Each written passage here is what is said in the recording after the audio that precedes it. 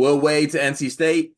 Amir Khan in the portal for managers. The McNeese dream is dead at the hands of the Purdue Boilermakers, who pick up a 76-62 victory over the McNeese Cowboys to advance to the Sweet 16 after kind of limping to the finish line, after losing Zach Edey last year, after losing Daniel Jacobson to start the year. Matt Painter finds himself in the Sweet 16, and I think that's, I just want to get out in front of that and say that, congrats to Purdue. That's a success.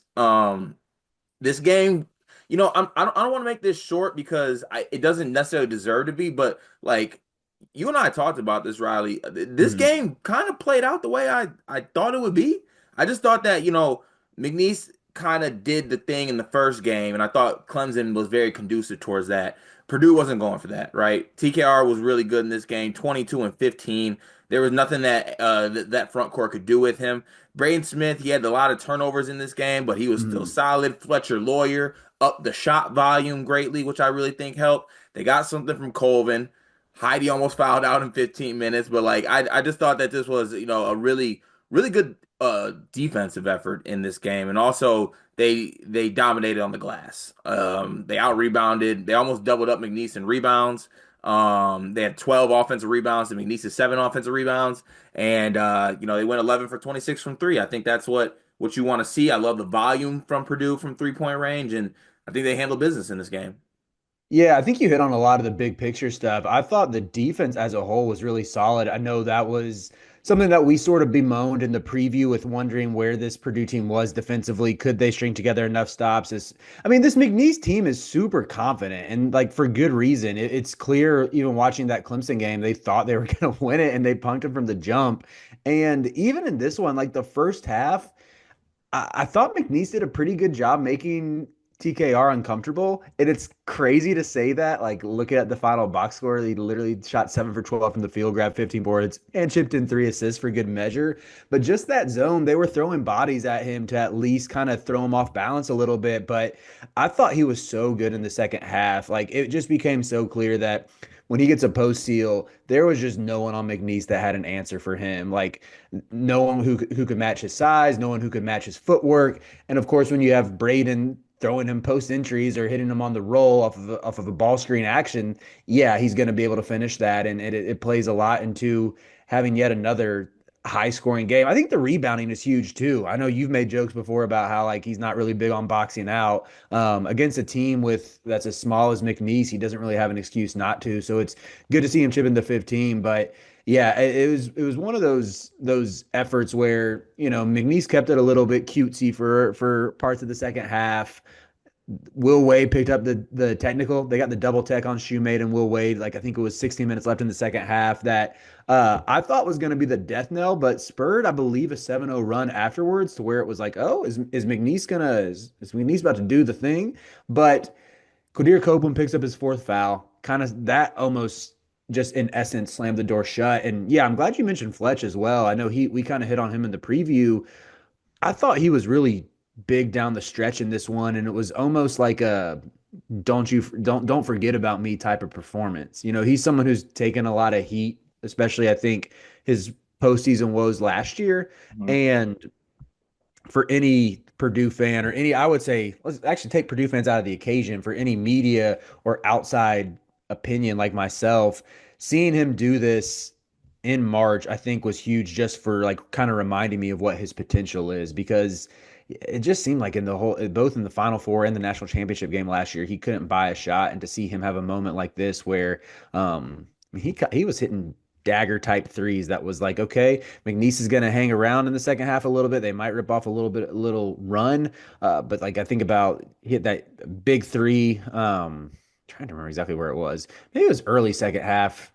Actually, looking at his box score now, he hit one early second half, he hit one late second half that both felt big in the moment to just squelch any sort of McNeese momentum. And yeah, I think when you factor in like there's still the questions of how much can you glean from like Purdue's defense looking really good against the Southland champs, while at the same time acknowledging having moments like this for Fletcher or for Colvin or even Heidi. Heidi to me looks like someone who can at least give you energy and rebounding off the bench. it does make me wonder, like, okay, can these guys build on that and give them more consistency outside of the big three to where you are more confident going into the second weekend that, maybe you can make a return trip back to the Final Four? Yeah, and this is a team that like we point out a lot of the times, and for good reason, that this team struggles to stop teams at the rim, right?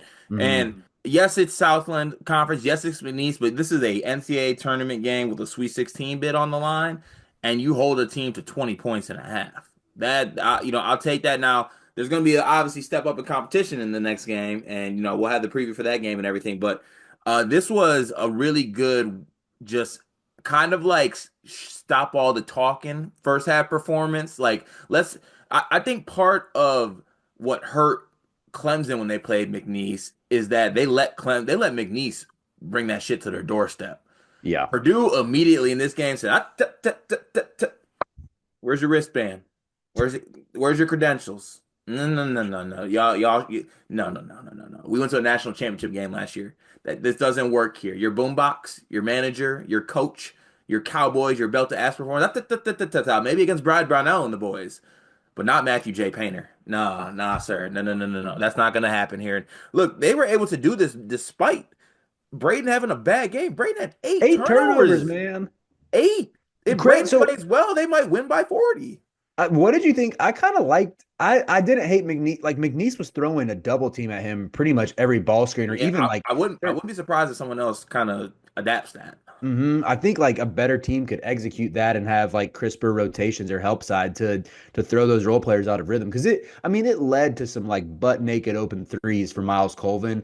Credit Mhm. to Colvin for stepping up. I think he's the one to me like when I know it's been the talking point all season. Like, what are you going to get out of CJ Cox, who also turned in a really good game? Like, very much looks like the part of a long term piece that just feels like a Purdue guy who's going to be there for 4 years and be a. I mean, do Purdue fans have a phrase for like their program guys?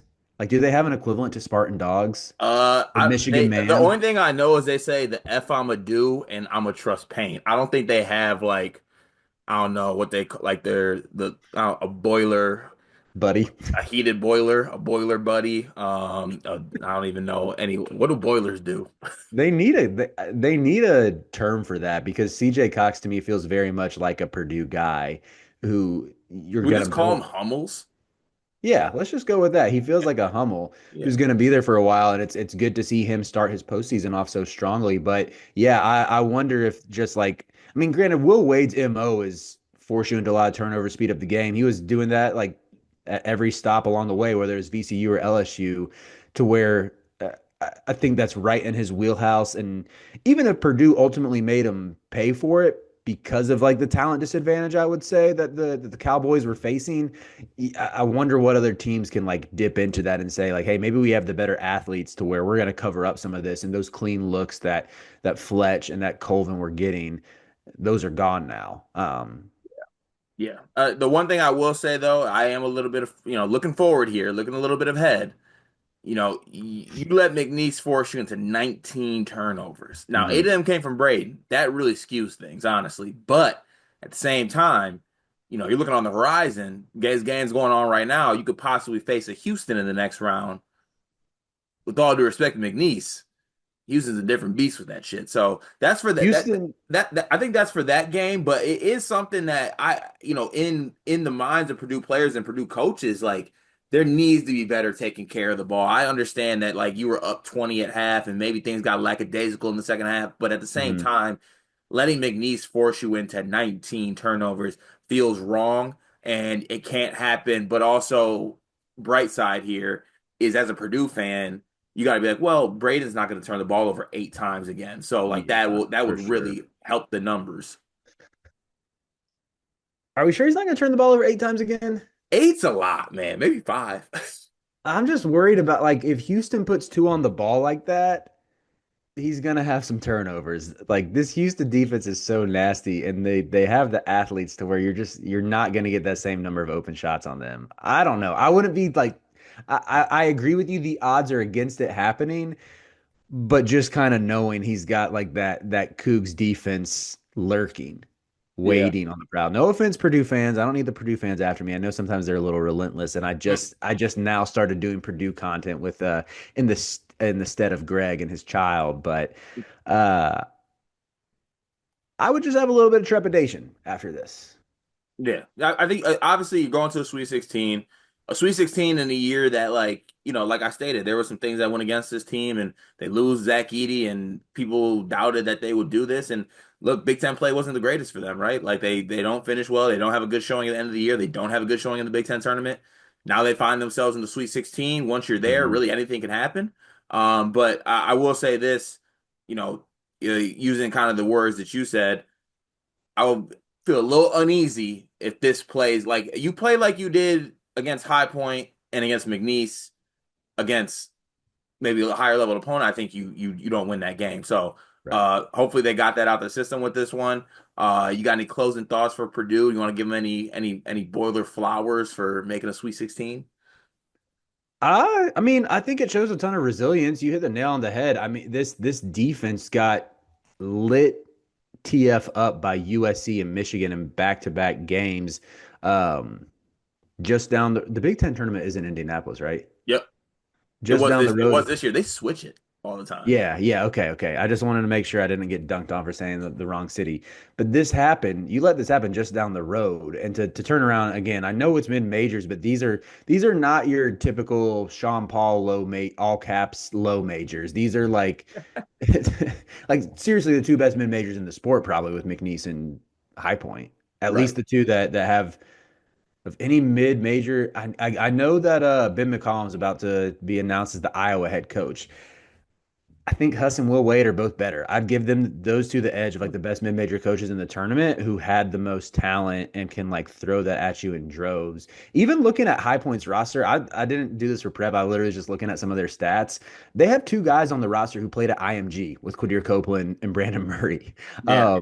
They had another dude, Alan Breed, who was at Providence last year, got hurt this year, who played at McEachern, which is where Sharif Cooper played. Hmm. Like Javon Garcia, who was a first team All Southland selection, he played at Brewster. Like they've had pedigree guys to where, with TKR's size advantage, it makes sense why he was able to kind of shake what they were throwing at him with that zone in the second half and get position. And I mean, he just got fed until it didn't work anymore, and it never really stopped working.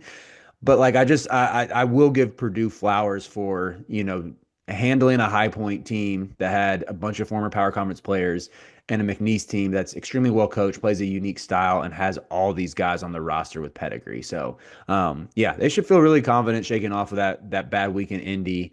And even though that Houston monster's lurking, I guess, I mean, as much as I say like Braden might have an 8 turnover game, Braden is also a killer, and it feels like he hasn't had that March moment yet. And I mean, everything we know about this kid, about his makeup, I mean, take just the on-court skill set is one thing. It's also the mentality that makes him so special. I do have a feeling he's going to get his moment before it's all said and done. I think so too. And part of the tournament is that you get breaks like this, right? Like Hmm. you sometimes you play two mid-major teams with a chance to go to the Sweet 16. It's Hmm. whether you take advantage of it. And I believe their next game, the Sweet 16 site's in Indianapolis. So like you got yourself a chance here. It's gonna be good. Once again, Purdue gets the victory 76-62, one that was never really in doubt. But credit to McNeese for the fight. Also, I made a lot of jokes at their expense, but I do want to salute McNeese. It was fun. Will Wade was fun. The run was fun. You won one game. That's really cool. That's kind of how I like my Cinderellas. Like get your one win and then like let the And real get out of teams there. advance. You know what I'm saying? Yep. Hey, go ahead and head home and maybe get in the portal or something like that. But congrats to Purdue. We'll have the recap. I'm sorry, not the recap. We'll have the preview for their next game up sometime this week. Sweet 16's next weekend, so we'll probably have that up early this week, as well as previews and recaps for every game that's still left in the tournament. So be sure to tap into Sleepers Media YouTube channel for all that content. It is March, and that means that March Madness is upon us. And if you are looking for a place to play, Underdog Fantasy has you covered.